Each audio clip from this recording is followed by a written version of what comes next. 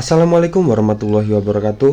Di video kali ini kita khusus akan membahas saham BRMS ya, dimana saham BRMS ini sendiri sebenarnya adalah saham yang saya andalkan ya, dimana kemarin saya beli untuk follow the trend, dimana saya akan mengikuti trennya selagi dia masih uptrend. Tapi di sini ternyata dia sudah mengalami penurunan ya, dimana dari tanggal 16 Juni kemarin, dimana dia turun dan bisa dibilang udah minus berapa persen ya, coba kita lihat dulu. Di sini dia di tanggal 16 sampai sekarang berarti dia sudah minus hampir 30 persenan ya di sini. Ketika dari tanggal 16 Juni dan sekarang tanggal 18 Juli dia mengalami penurunan hampir 30 persenan, dan kemudian saat ini dia bisa dibilang sudah berada di bawah MA50-nya, atau berarti dia sudah ngejebol MA50, dan kemudian berarti itu adalah kode awal bahwa dia akan mengakhiri fase uptrendnya. Oke, apa yang terjadi sebenarnya dari saham BRMS ini? Oke, kita akan ulas semuanya.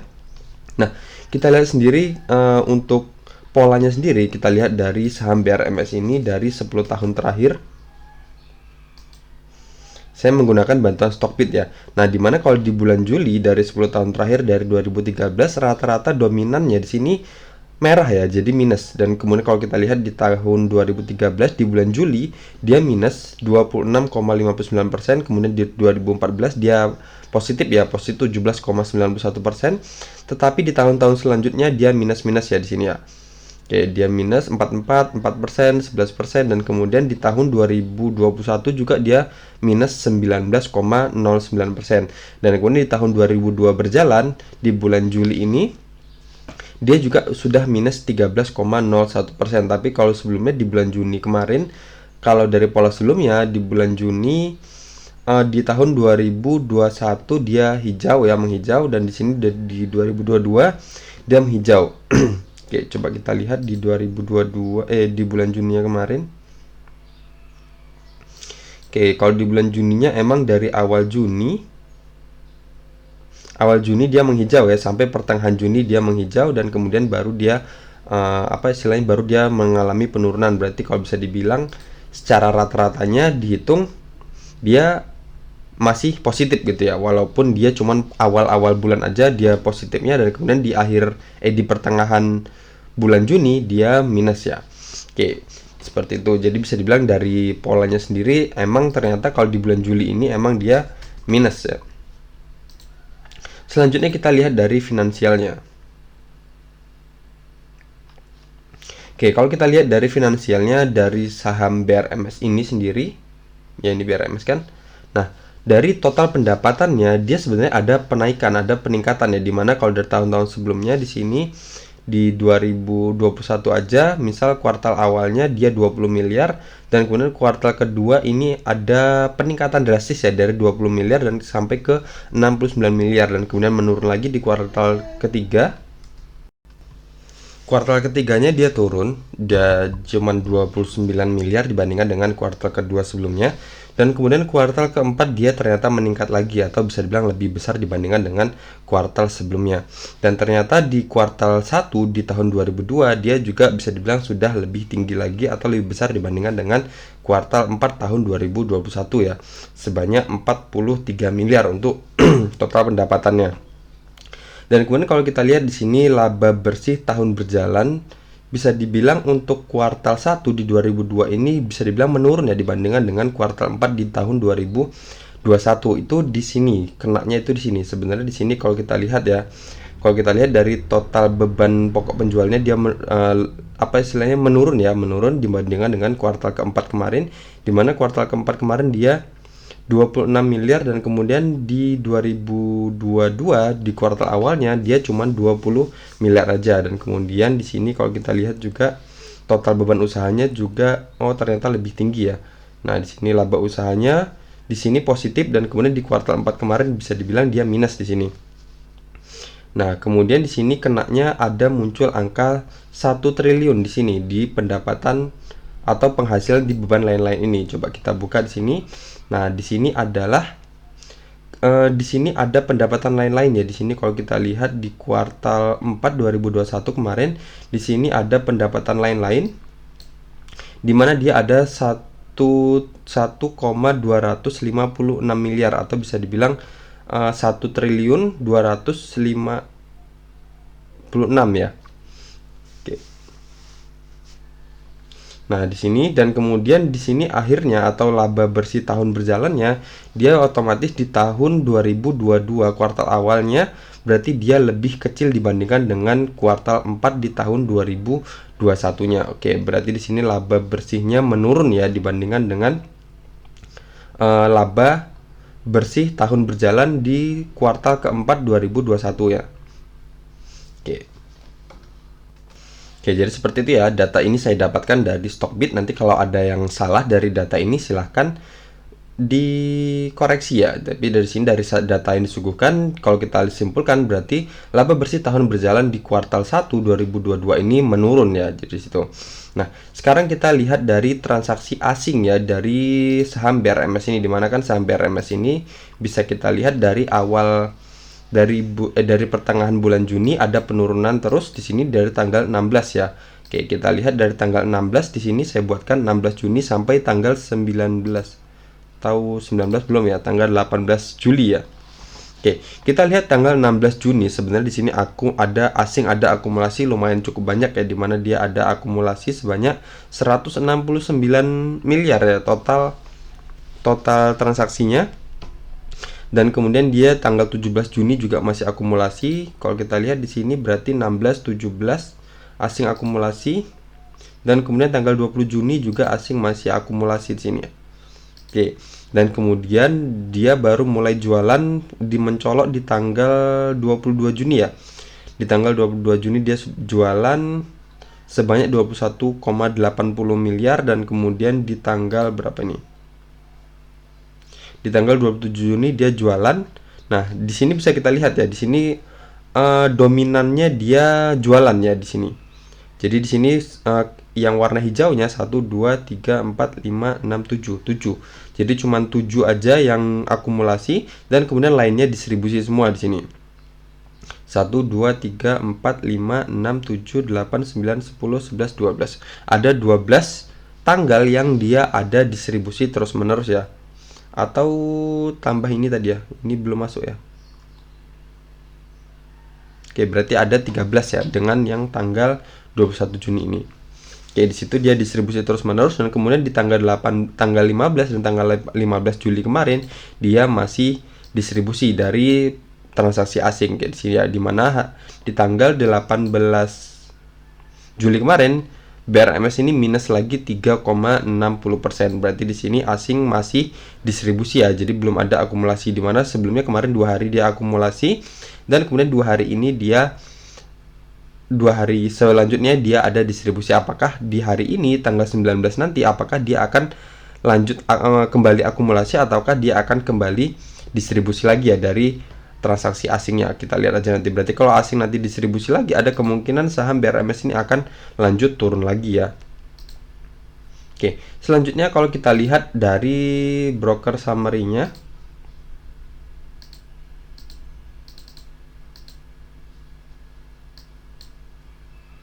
Oke, kita lihat BRMS.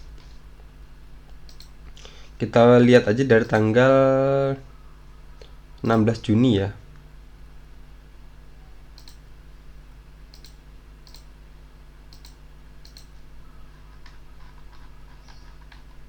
Oke, kalau 16 Juni di sini bisa dibilang ya cuman pertukaran barang aja ya, dimana di sini rata antara penjualan dan pembeliannya. Nah, di sini ada yang jualan total dari 16 Juni sampai 18 Juli itu ada AK MG ya, atau bisa dibilang AK yang paling mencolok di sini, dimana total transaksinya ada 281 miliar dan sini. Dan kemudian di sini yang mencolok untuk akumulasinya ada ZP yang dimana dia masih punya barang atau dia akum sebanyak 402 miliar di sini. Oke, coba kita lihat dari transaksi kemarin, kita lihat yang distribusi itu siapa. Oke, AK dan di sini yang paling mencolok AK, MG sama RX ya. Oke, kita lihat.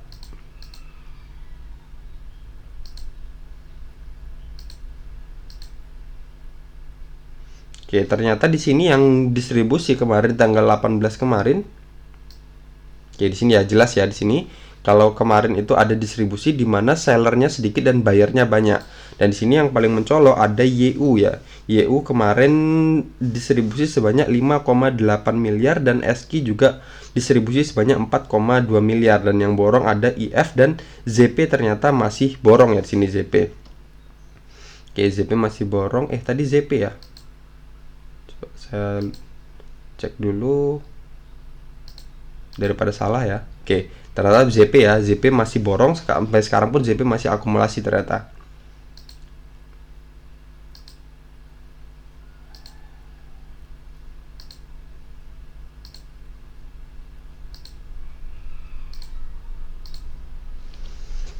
Oke, ZP akumulasi, dan di sini IF juga akumulasi sebanyak 10,2 miliar atau dia yang beli ya, dimana YU jualan 5,8 miliar, SQ jualan 4,2 miliar. Tapi di sini kalau dari broker summary-nya masih ada distribusi ya, dan asing juga kemarin net sell ya 1,5 miliar. Oke, sekarang kita akan lanjut dari technical analysis ya. Oke, kalau dari technical analisisnya, di mana di sini saham BRMS ini dia sudah ngejebol ngejebol MA50-nya, dan kemudian di sini juga support areanya sudah ditembus ya. Di mana di sini adalah area resisten sebelumnya, di sini di harga batas atasnya di harga 236 dan batas bawahnya adalah di harga 230. Dan kemudian di sini di breakout di tanggal ini ya, di tanggal 14 Juni di breakout. Dan kemudian harusnya dia di sini bertahan, tapi ternyata dia dijebol dan retest untuk menjadikan area resistennya, dan kemudian dia lanjut turun. Nah, di sini juga kalau kita lihat, di sini adalah support trendline uptrend, di sini adalah lower awalnya, dan kemudian di sini adalah sentuhan pertamanya, dan di sini adalah sentuhan keduanya, dan akhirnya nggak kuat dijebol juga ternyata di saat ini.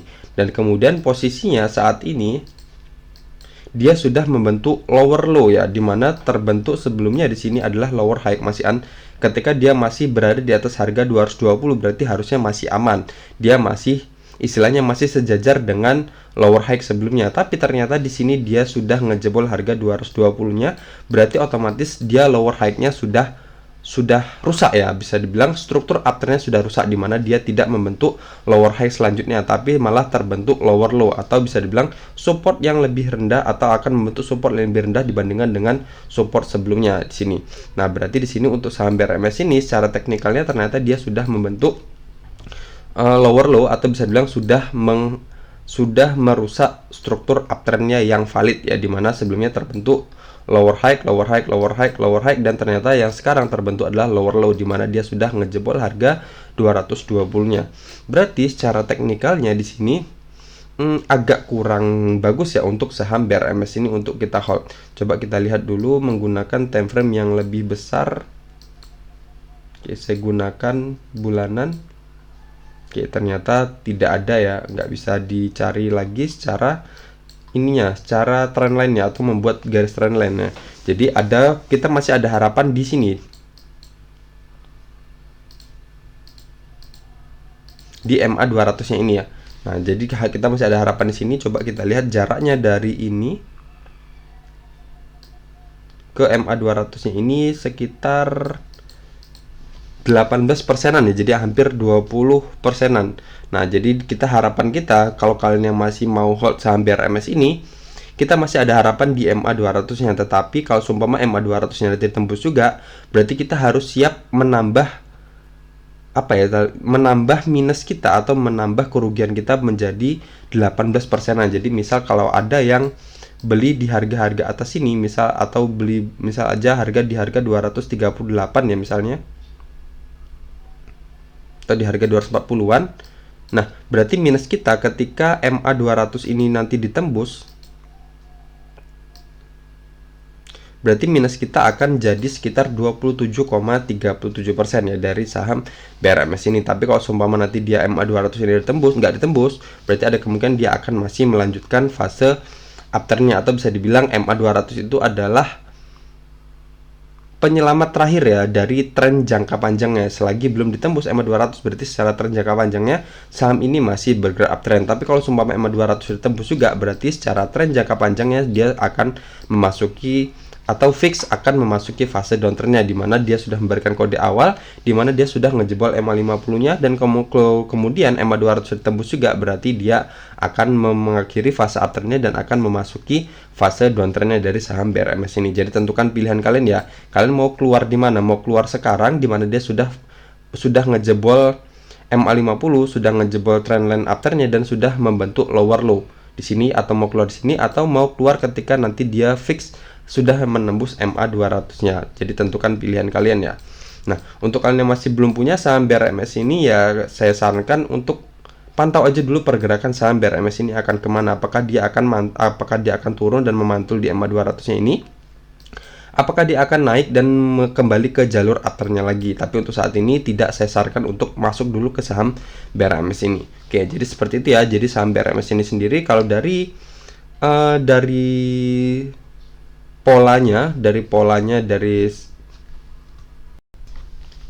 dari musimnya, dimana berarti kalau kita lihat di bulan Juli itu emang rata-rata minus ya dari saham BRMS ini. Dan kemudian kalau kita lihat dari transaksi asingnya juga transaksi asingnya juga ada, istilahnya ada distribusi dari asing ya, bisa dibilang net sell dari asing yang terus jualan ya.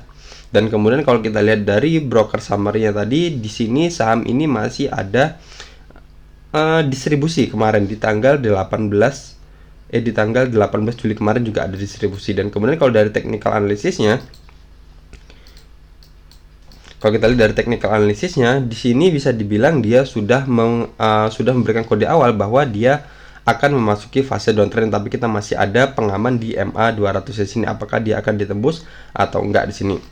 Nah, dan kemudian kalau dari sisi pendapatannya, dari labanya, ternyata laba di kuartal 1 2022 bisa dibilang menurun atau lebih kecil dibandingkan dengan laba di kuartal 4 di tahun 2021. Oke, jadi seperti itu ya untuk ulasan dari saham BRMS ini. Jadi sekali lagi untuk yang belum punya, kita pantau aja dulu kemana saham BRMS ini akan turun atau akan bergerak. Dan untuk kalian yang masih punya, silahkan seperti tadi mau keluar sekarang atau keluar nanti ketika dia sudah ngejebol MA200-nya, itu pilihan kalian. Oke, sekian aja dari video kali ini, semoga video ini bermanfaat. Assalamualaikum warahmatullahi wabarakatuh.